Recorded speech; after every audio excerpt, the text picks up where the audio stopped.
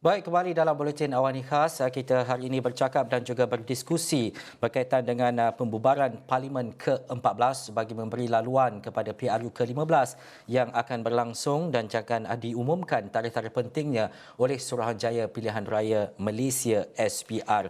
Dan seperti yang dinyatakan dalam perutusan Perdana Menteri Datuk Seri Ismail Sabri Yaakob bahawa keadaan dan juga suasana politik semasa antara perkara yang dinilai dan dilihat berkaitan dengan kestabilan politik dan sebagainya antara perincian penting untuk memastikan bahawa PRU ke-15 dapat diadakan pada tahun ini.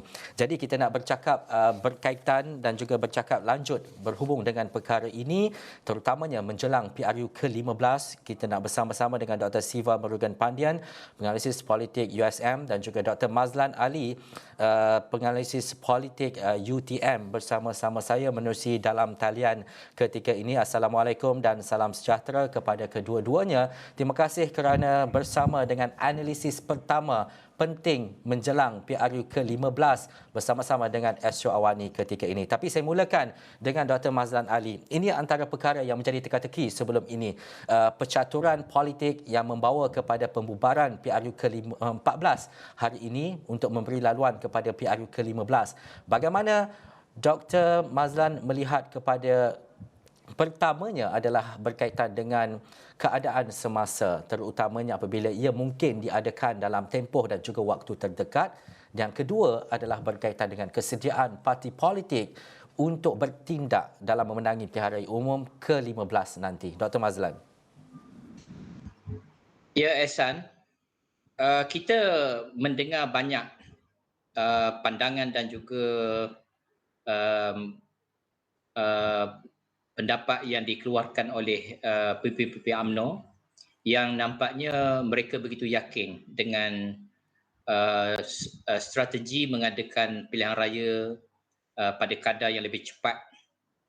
Mungkin momentum yang berlaku di Johor yang mutakhir akan memberi kelebihan kepada Barisan Nasional.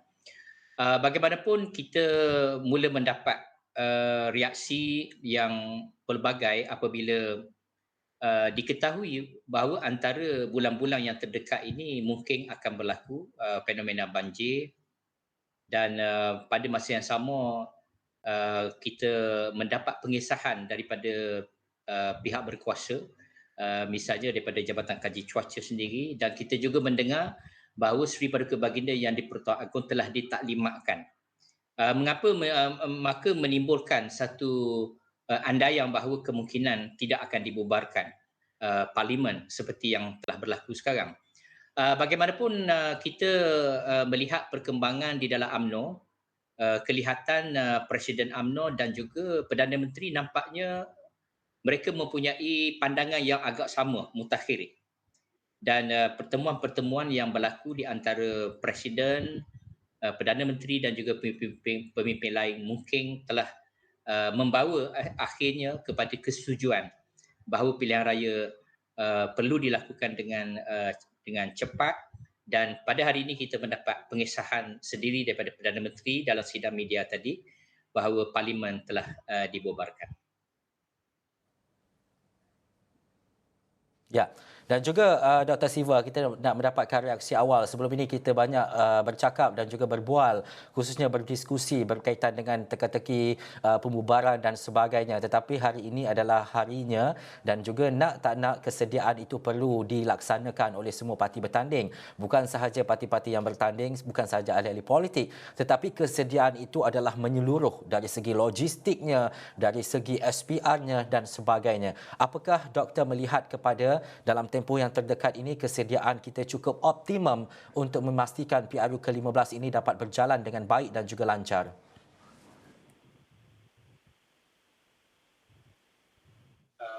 Dendam mengenai pilihan raya sudah pun disuarakan. Malahan secara rata-rata kalau kita lihat dalam konteks negara kita, selepas 4 tahun 6 bulan pilihan raya lazimnya diadakan, dan kebanyakan pihak yang terbabit, SPR, pihak polis, keselamatan, pihak pengurusan, infrastruktur, kemudahan, fasiliti, kesemua itu dilengkapkan dengan kesiapsiagaan yang rapi supaya pilihan raya boleh diadakan pada bila-bila masa. Malahan apabila tarikh pembentangan bajet diawalkan, itu sudah menjadi satu indikator pertama yang pilihan raya ini akan diadakan pada tahun ini, apatah lagi selepas itu suara-suara yang menyatakan bahawa pilihan raya tetap akan diadakan tahun ini dan bukannya tahun hadapan, diikuti dengan ketika beberapa pemimpin UMNO bersama dengan Perdana Menteri ke lawatan di New York. Saya rasa itu sudah memberikan suruhan ataupun cerminan bahawa pilihan raya tidak akan berpindah ke tahun hadapan.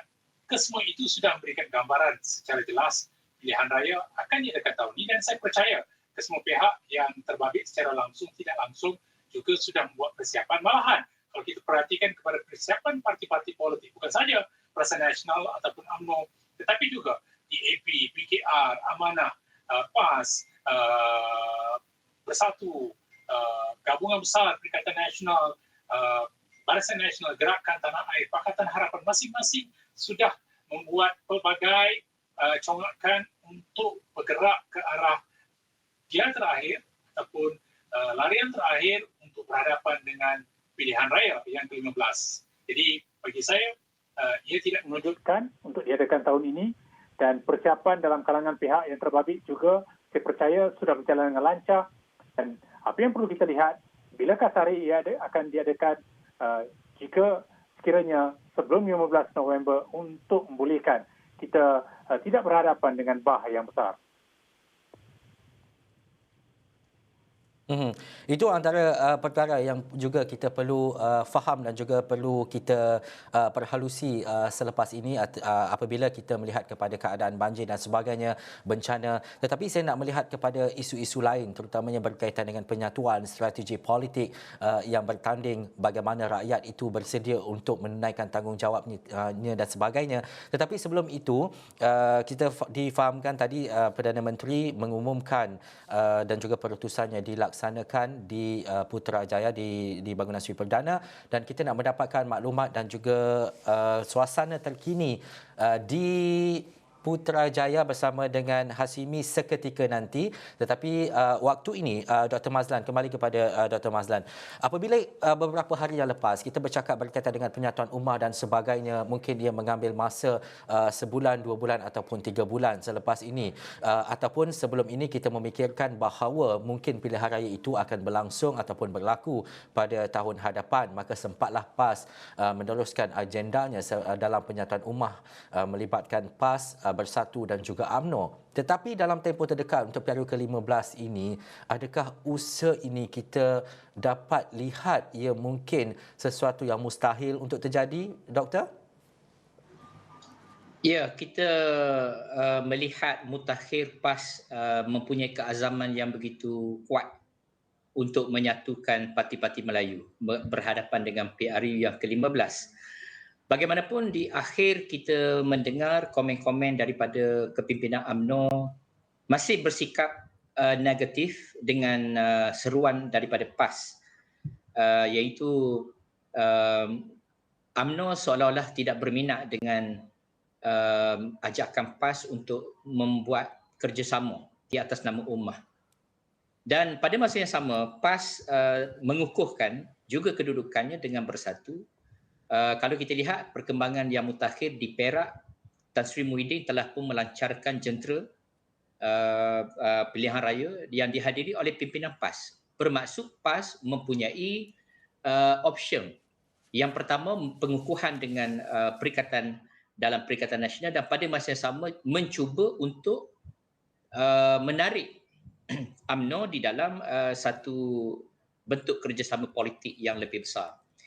Dan saya fikir selepas pengumuman pilihan raya ini, kita masih lagi mendapat komen-komen daripada pemimpin UMNO, termasuk juga daripada Presiden sendiri, yang menampakkan kerjasama di antara Muafakat Nasional itu nampaknya sudah pun berakhir. Kerana tempoh pilihan raya tidak lama selepas SPR mengeluarkan RIP untuk menentukan tempoh berkempen dan pada hari mengundi, saya fikir parti politik tidak memiliki masa yang cukup untuk membuat pelarasan dari sudut pembahagian kerusi dan seumpamanya, kerana pada masa ini sepatutnya perkara itu telah pun diselesaikan lama dahulu, dan fokus parti-parti politik sekarang adalah untuk membentuk jentera yang berkesan untuk berhadapan dengan pilihan raya. Dan saya fikir UMNO telah dinyatakan berbulan-bulan yang lalu, malah mungkin setahun lepas, bahawa mereka bersedia untuk menyertai pilihan raya ini secara solo, dan keyakinan UMNO ini mungkin mempunyai asas di atas beberapa perkara yang dipertimbangkan oleh pucuk kepimpinan UMNO. Baik, Dr. Mazlan, seketika nanti saya akan lagi bersama lagi dengan doktor. Tetapi kita dapatkan perkembangan dari Putrajaya. Pastinya kita terus saja bersama dengan Hasimi Muhammad ketika ini. Silakan Hasimi, laporan dan juga suasana langsung dari Putrajaya ketika ini.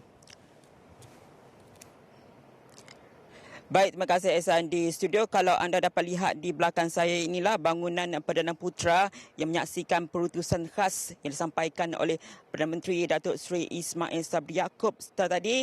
Dan di sini jugalah ternoktahnya teka-teki bahawa Parlimen bagi Penggal ke-14 telah pun dibubarkan berkat kuasa hari ini, sebagaimana telah pun diumumkan oleh Perdana Menteri Datuk Seri Ismail Sabri Yaakob di bangunan di belakang saya ini yang menjadi pentadbiran kepada Kerajaan Keluarga Malaysia.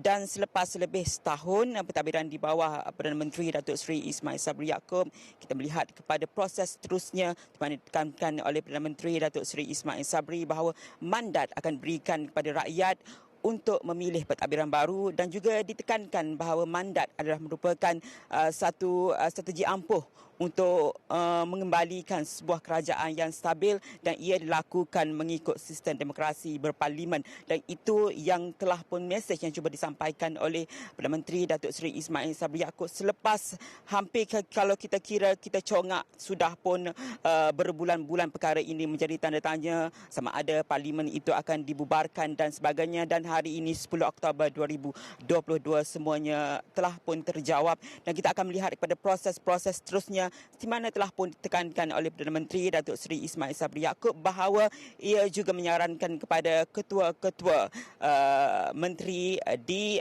seluruh negara kecuali Sabah, Sarawak, Johor dan Melaka untuk mengambil tindakan yang sewajarnya untuk membubarkan DUN, seperti mana sama juga parlimen di peringkat pilihan raya di peringkat parlimen akan dilaksanakan, walaupun beberapa negeri sebelum ini telah pun maklumkan tidak akan membubarkan DUN sekiranya pilihan raya umum diadakan pada tahun ini. Sebenarnya kita tahu 6 buah negeri telah pun mengesahkan tidak akan membubarkan DUN, dan kita akan melihat pada hadapan langkah-langkah yang sewajarnya diambil oleh 6 buah kerajaan negeri ini untuk melihat sama ada mempertimbangkan untuk pembubaran DUN itu dilakukan serentak, semana dimaklumkan oleh Datuk Seri Ismail Sabri Yaakob kerana perkara ini wajar dilakukan untuk melincingkan dan memudahkan rakyat menjalankan mandat itu pada pilihan raya, dan juga pada masa sama menjimatkan kos daripada pelaksanaan pilihan raya umum serentak itu. Dan juga untuk kita faham, pastinya Ehsan akan bertanyakan kepada pakar-pakar perlembagaan dan juga penalisis politik untuk kita melihat ke hadapan persoalan-persoalan yang perlu dijawab apa yang berlaku ketika ini, khususnya selepas Datuk Seri Ismail Sabri Yaakob mengesahkan pembubaran parlimen. Bagaimana pentadbiran kerajaan ketika ini, semua ini saya yakin akan dijawab oleh penalisis politik yang lebih pakar. Namun apa yang kita faham, mana melihat contoh-contoh pada pengumuman PRU 14 sebelum ini, sebaik sahaja Perdana Menteri ketika itu mengumumkan, maka ketika ini pentadbiran kerajaan adalah kerajaan sementara, di mana Datuk Seri Ismail Sabri Yaakob untuk ketika ini akan mentadbir kerajaan sementara ataupun caretaker. Kita melihat pada kuasa-kuasa tertentu untuk Datuk Seri Ismail Sabri Yaakob menguruskan kerajaan. Itu yang kita boleh faham secara asasnya, yang mana kabinet secara tak langsung juga terbubar ketika ini, dan itu kita yakin akan diperincikan oleh mereka yang lebih pakar. Ehsan, saya kira untuk perkembangan ini setakat ini dulu, banyak lagi persoalan yang mungkin akan terjawab selepas ini, khususnya untuk kita melihat kepada tarikh-tarikh penting pilihan raya umum ke-15 yang akan diumumkan sendiri oleh SPR itu khususnya untuk melihat kepada perancangan menjelangnya, kerana kita faham map Malaysia telah menjangka kepada hujung November ini akan berlaku banjir besar di kebanyakan negeri. Sudah pasti perancangan untuk memastikan tarikh-tarikh penting itu diumumkan atau dilaksanakan PRU15 itu sebelum hujung November ini, dan semuanya akan terjawab dalam masa akan datang. Ihsan. Ya, baik, terima kasih Hasimi Muhammad. Lepas ni kena pulang ke ofis, pulang ke pejabat untuk ada tugasan-tugasan lain sebab panjang lagi perjalanan menjelang Malaysia memilih PRU yang ke-15 ini, dan pastinya kami dari Sarawak ni akan memberikan liputan langsung dari semasa ke semasa apa sahaja perkara yang berlaku, terutamanya dalam kita menantikan hari-hari penting yang akan diumumkan oleh Suruhanjaya Pilihan Raya Malaysia. Sebelum kita berhenti rehat, saya nak terus ke Dr. Siva terlebih dahulu. Apa yang dinyatakan oleh Perdana Menteri dalam perutusannya tadi adalah menyatakan bahawa, dan beliau meminta dan juga mengesyorkan kepada ketua-ketua kerajaan negeri kecuali Kerajaan Sabah, Sarawak, Melaka dan juga Johor. Ini melibatkan antara negeri-negeri lain iaitu Selangor, Pulau Pinang, Negeri Sembilan, Kedah, Kelantan dan juga Terengganu untuk mengambil tindakan sewajarnya bagi membubarkan Dewan Undangan Negeri DUN masing-masing. Dua perkara penting adalah untuk kita memastikan bahawa pilihan raya itu dapat dijalankan secara serentak, dan yang kedua adalah bagi memastikan bahawa kos sara hidup berkaitan dengan PRU ini dapat dikurangkan, dan yang mungkin yang ketiga adalah dalam memastikan bahawa rakyat tidak terbeban untuk keluar dua kali pergi mengundi dan sebagainya. Apa pandangan Dr. Siva berkaitan dengan hal ini?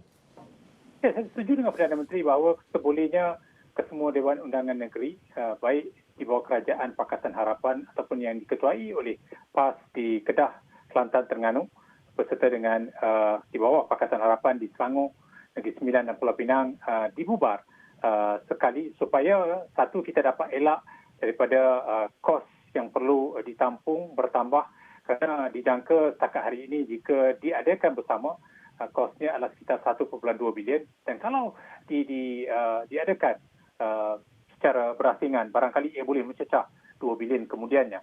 Itu yang pertama. Kedua, kita juga tidak mahu kelesuan politik kembali mengongkong jalan hidup kita sebaik selepas PRU yang ke-15. Kita mahu selepas PRU ke-15 wujud satu kerajaan yang stabil, kerajaan yang lebih menentu, kerajaan yang mampu untuk menangani apa saja isu yang perlu kita hadapi, khususnya dalam sektor ekonomi dan juga sosial, kerana dijangka kedudukan ekonomi akan lebih bersaing tinggi selepas ini. Apatah lagi kita juga dijangka berhadapan dengan beberapa musibah yang perlu ditangani dengan baik secara kolektif, secara bersama. Dan yang ketiga, saya rasakan adalah penting untuk kita elak daripada meletakkan beban ini kepada rakyat secara berterusan.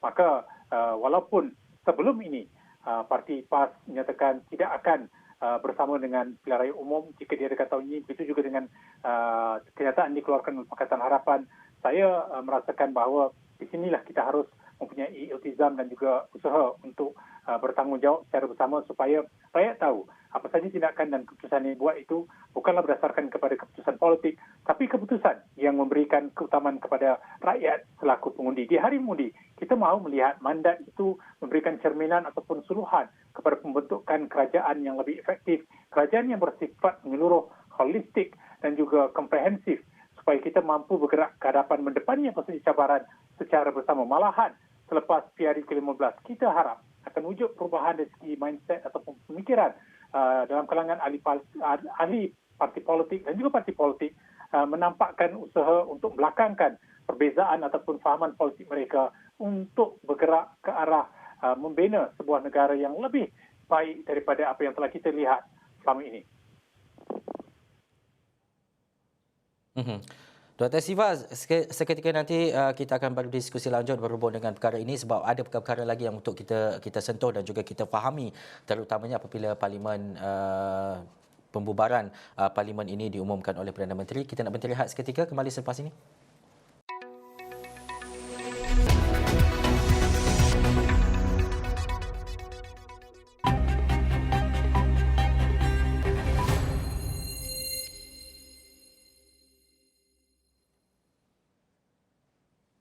Bagi anda yang baru sahaja menonton, ini adalah saluran pilihan raya anda menjelang PRU ke-15 Malaysia memilih. Anda bersama saya Ehsan Dahlia. Kita berdiskusi selepas keputusan Perdana Menteri pembubaran Parlimen dan juga PRU ke-14 yang lalu, dan juga kita menuju ke PRU ke-15, dan pastinya banyak perkara untuk kita bincangkan. Antaranya adalah berkaitan dengan tarikh-tarikh penting yang akan diumumkan selepas mesyuarat Suruhanjaya Pilihan Raya SPR nanti. Dan ada perkara penting yang kita perlu faham dan juga kita perlu nilai. Tadi di awal tadi kita dah pun melihat kepada bagaimana sistem pentadbiran kerajaan itu berfungsi apabila kerajaan ataupun parlimen itu dibubarkan. Dan ketika ini kita nak bercakap lanjut terutamanya berkaitan dengan suasana dan juga keadaan politik semasa. Masih lagi bersama saya Dr. Siva Murugan Pandian yang merupakan penganalisis politik USM, dan juga Dr. Mazlan Ali. Saya terus bersama dengan Dr. Mazlan. Apa yang dinyatakan oleh Perdana Menteri dalam perutusannya bahawa pembubaran ini dilaksanakan bagi menolak mungkin suara-suara yang selama ini meratip keabsahan kerajaan pintu belakang dan juga kerajaan tebuk atap. Itu yang berlaku dalam tempoh 3 ke 4 tahun kebelakangan ini selepas peralihan kuasa itu berlaku dan sebagainya. Bagaimana doktor untuk kita memahami bahawa perkara ini yang kita runsingkan dan juga kita tidak mahu terjadi terutamanya dalam PRU ke-15. Dalam masa yang sama, Akta Anti Lompat Parti telah pun dikuatkuasakan ataupun telah pun dilaksanakan ketika ini. Bagaimana ia akan menyumbang ke arah sesuatu pilihan raya yang lebih baik selepas ini, Doktor? Ya, Ehsan. Memanglah setelah gerakan Sheraton pada bulan Februari Mac 2020 yang lalu, kerajaan yang ditadbir oleh Tan Sri Muhyiddin dan kemudiannya diikuti oleh kerajaan Perikatan Kerajaan Datuk Seri Ismail Sabri sering dilabel sebagai kerajaan yang tidak mendapat mandat rakyat. Dan kebetulan negara kita berdepan dengan pandemik dan juga krisis yang akhirnya telah menyebabkan politik di Malaysia nampak tidak begitu stabil, dan sehinggalah Datuk Seri Ismail Sabri menjadi Perdana Menteri, berlaku satu reformasi yang sangat baik di dalam pentadbiran beliau.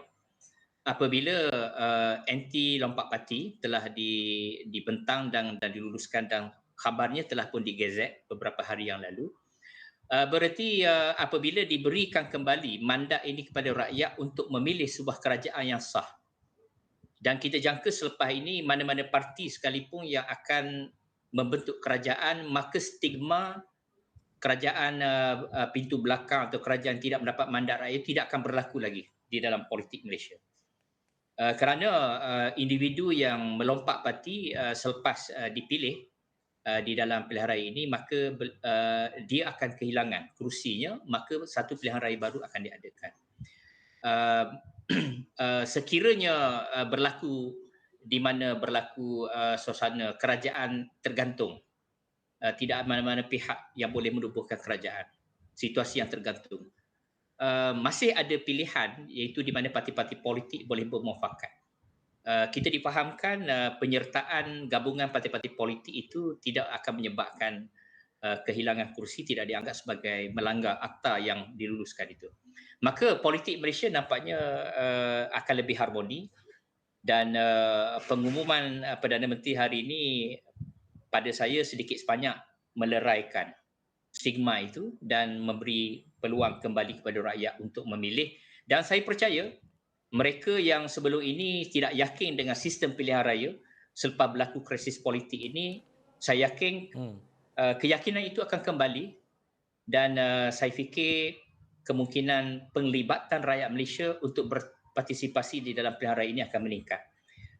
Kesannya daripada lulusnya akta lompat parti ini yang akan memberi harapan kepada rakyat, semoga wakil rakyat yang dipilih, yang diberi kepercayaan tidak akan mengulangi perkara yang telah berlaku dalam episod yang lalu. Mhm. Dan juga doktor, kita bercakap berkaitan dengan episod-episod yang lalu dan kita mengetahui keadaan semasa apabila UMNO secara konsisten dari awal lagi mahukan pilihan raya umum ke-15 ini diadakan segera, dan juga dalam tempoh ini juga antara tugas berat di pihak Barisan Nasional bagi meyakinkan rakyat dalam keadaan suasana bencana dan sebagainya. Bagaimana doktor melihat kepada perjalanan ini, khususnya kesediaan Barisan Nasional dan juga UMNO itu sendiri, dan juga Bersatu ataupun parti-parti lain yang menolak untuk mengadakan PRU lebih awal dan juga mahukan ia diadakan pada tahun hadapan. Bagaimana keseimbangan dan juga perhatian masyarakat umum ataupun pengundi berkaitan dengan dua isu dan juga dua hal utama ini, doktor? Ya, saya fikir Barisan Nasional berada dalam situasi yang sangat bersedia. Jika tidak, mana mungkin Perdana Menteri akan bersetuju dengan pandangan dalam UMNO bahawa pilihan raya perlu diadakan pada masa sekarang. Dan kita juga mendengar bahawa di kalangan parti-parti pembangkang, mereka menyatakan sepatutnya pilihan raya ini diadakan pada tahun hadapan. Di atas sebab mereka bimbang kerana mungkin akan berlaku bencana seperti banjir yang mungkin akan menyebabkan peratusan pengundian yang rendah, ataupun mungkin SPR terpaksa menangguhkan di beberapa kawasan yang terlibat dengan banjir ini, bencana ini, untuk diadakan pada waktu yang lain. Ini semua membabitkan kos, kemungkinan dan seumpamanya. Tetapi saya fikir pembangkang juga bersedia untuk berdepan dengan pilihan raya ini, kerana saya telah membuat review di media dan sebagainya. Ada di kalangan pemimpin pembangkang ini menyatakan bahawa mereka bersedia sebenarnya untuk berdepan dengan pilihan raya. Dan dalam masa waktu yang ada ini, bermula pada hari ini, saya fikir kesemua parti politik sedang mungkin akan mengatur bagaimanakah strategi, dan saya fikir Datuk Seri Ismail Sabri sebagai Perdana Menteri yang telah mengumumkan pembubahan hari ini, saya percaya bahawa UMNO mempunyai strategi, mempunyai cara bagaimana untuk menangani cabaran-cabaran yang mungkin berdepan, khususnya cabaran yang mengaitkan parti kerajaan ini, parti UMNO ini, dengan beberapa isu yang berkait dengan integriti. Dan saya yakin kemungkinan besar perkara ini yang akan menjadi isu-isu utama dalam politik ini dapat ditangani oleh Barisan Nasional dengan cara yang berhemah dan sesuai dengan pesta demokrasi yang kita amalkan di negara kita ini, dengan ketulusan fakta dan juga maklumat yang mereka boleh menjawab isu-isu seperti ini. Dan saya percaya parti-parti politik dan juga ahli-ahli politik dah mula busy, mula sibuk dan sebagainya untuk gerak kerja kempen dan sebagainya selepas ini. Tapi penganalisis politik juga tidak terkecualilah dengan kesibukan sepanjang dan juga menjelang PRU ke-15 ini. Dr. Siva, ini satu perkara penting untuk kita tahu. Kita baru saja mendengar berkaitan dengan bajet 2023 dan ia besar jumlahnya dan ia antara terbesar dalam sejarah negara peruntukan. Ini mungkin memberi kelebihan sedikit kepada Barisan Nasional yang mana Perdana Menteri juga daripada UMNO, dan ini memberikan satu kesan yang besar. Mungkin antara ada yang menyatakan bahawa ini adalah bajet pilihan raya dan sebagainya. Apa pandangan doktor? Ya, saya melihat bajet 2023 lebih merupakan satu manifesto bagi Kerajaan Barisan Nasional yang mahu dipaparkan kepada keseluruhan rakyat Malaysia, kerana bila disiarkan secara langsung, ia mampu untuk mendekati pelbagai kumpulan sasar, baik dari segi umur, gender, kelas, persepadanan negeri. Dan itu digunakan sebaik mungkin oleh kerajaan hari ini, kerajaan pemerintah dengan Perdana Menterinya dari Parti UMNO, untuk membolehkan rakyat tahu inilah yang sudah dirancang, sudah direncanakan dan akan dilakukan jika kerajaan yang sama dipilih semula. Bermakna dalam konteks ini, kita melihat apa yang berlaku pada tahun 2022 ini bukanlah sesuatu yang baru. Kita pernah melihat pada tahun 1999 apabila bajet dibentangkan dan kemudian Parlimen dibubarkan selepas 2 minggu diperdebatkan dan tidak sehingga ke penghujung sidang tersebut. Kali ini lebih unik, sebaik saja selepas dibentangkan pada hari Jumaat lepas, hari ini kita melihat Parlimen dibubarkan. Tidak wujud perdebatan, maka bajet itu akan perlu dibentangkan semula oleh mana-mana kerajaan yang akan mengambil alih terajung pimpinan negara. Bagi saya, bajet itu juga dalam usaha untuk mencari keyakinan, kepercayaan, bukan saja ke atas kepimpinan kerajaan yang berada di bawah Datuk Seri Ismail Sabri Yaakob, tetapi juga gambaran secara menyeluruh inilah yang akan dilakukan untuk 1 tahun jika bajet itu digunapakai sebagai manifesto. Pada tahun 2018 kita lihat ada parti politik yang menyatakan bahawa manifesto itu tidak dapat dilaksanakan. Tetapi risiko telah diambil oleh kerajaan hari ini untuk memberikan gambaran bahawa mereka mampu untuk menterjemahkan apa saja yang sudah disenaraikan di bawah 372.4 bilion sebagai belanjawan 2023 dan membiarkan pengundi membuat keputusan sama ada mahukan perubahan, mahukan satu penerusan, dan akhirnya kita akan melihat di manakah titik tolak kepada percaturan setiap pengundi. Adakah parti menjadi pilihan, adakah calon menjadi pilihan, ataupun isu yang dibawa oleh mana-mana parti akan menjadi satu bentuk penanda aras, indikator di dalam gelagat pola pengundian dalam kalangan pengundi. Apatah lagi, hari ini Pilihan Raya 2022 juga akan melihat kehadiran pengundi yang berumur 18 tahun ke atas kali pertama mengundi di pilihan raya umum, walaupun sudah dibenarkan di dalam pilihan raya negeri Johor. Ini juga akan menjadi salah satu bentuk acuan kepada bagaimanakah manifesto yang lebih terperinci akan dirungkai untuk memberikan maksud dan makna kepada dokumen yang bersifat rasmi bagi parti-parti politik agar apa saja yang dibentangkan oleh Menteri Kewangan itu, walaupun itu menjadi sandaran kepada Kerajaan Barisan Nasional, saya percaya parti-parti lain juga akan memberikan satu alternatif, satu pilihan kepada parti mereka supaya wujud satu perbandingan dan pengundi akan melihat secara rasional dan praktikal di manakah yang boleh dilaksanakan. Dan juga Dr. Siva dan juga Dr. Mazlan, mungkin kita ada kurang daripada 4 minit waktu ini di akhir segmen ini untuk diskusi bersama dengan Dr. Mazlan dan juga Dr. Siva. Selepas ini bagaimana untuk kita tahu kita ada undi 18 yang berusia 18 hingga 21 tahun yang akan mengundi dengan tambahan 5 juta didaftarkan secara automatik. Yang seperti Dr. Siva nyatakan tadi, dalam masa yang sama kita ada pengundi-pengundi sedia ada, mungkin dalam suasana bencana, banjir dan sebagainya, itu kita tidak tahu, tapi kita mengharapkan agar ia berjalan dengan baiklah. Tetapi dalam tempoh dan juga masa ini, untuk memastikan bahawa peratusan itu juga tinggi, kita kena maklumkan dan juga bagi tahu ini awal supaya kesediaan itu ada, bukannya lagi ada kenyataan ataupun ada pemikiran-pemikiran bahawa tak nak keluar mengundi dan sebagainya. Tetapi dalam masa yang sama tanggungjawab itu perlu dilaksanakan. Biar kita cakap daripada awal supaya ini berjalan secara konsisten sampai kepada hari pengundi nanti. Dr. Mazlan dahulu.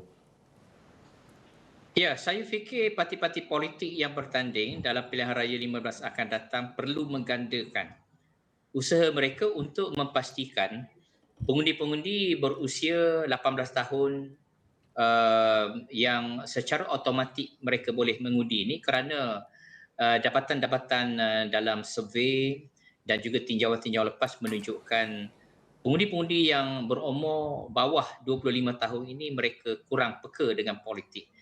Malah informasi politik juga adalah kurang.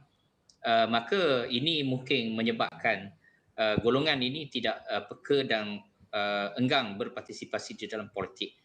Maka terpulang kepada mana-mana parti politik dengan jumlah pengundi baru yang begitu besar ini, ia boleh menentukan kemenangan dan juga pembentukan kerajaan dari parti yang akan menang mendapat kursi majoriti dalam pilihan raya akan datang. Dan juga Dr. Siva bagaimana? Ya, bagi saya ini peluang bagi parti politik untuk berikan keyakinan kepada pengundi dan juga khususnya gerakan jentera parti yang harus bergerak dengan lebih baik dalam jangka masa terdekat ini, bukan saja mendekati kumpulan pengundi tega, tapi juga mendekati kumpulan yang atas pagar yang masih memerhati supaya dapat dimobilisasi keluar untuk menunjukkan bahawa ini adalah satu tanggungjawab bersama dalam memainkan peranan mereka untuk membentuk sebuah kerajaan yang lebih stabil, yang lebih menentu. Pengurusan persepsi penting, percaturan emosi dalam kalangan pengundi parti politik dan calon juga penting, kerana akhirnya emosi dan persepsi inilah yang boleh menentukan peratusan yang akan keluar di hari mengundi nanti.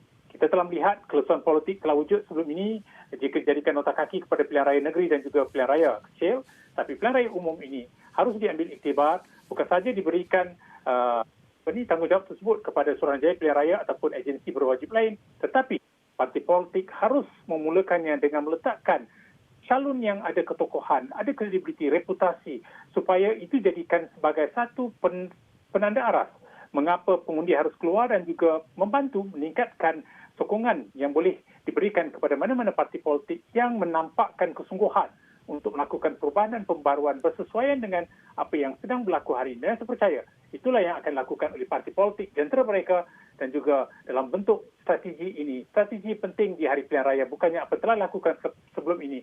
Strategi sepanjang 14 hari berkempen itu saya rasakan akan menjadi titik tolak kepada siapa yang bakal menang.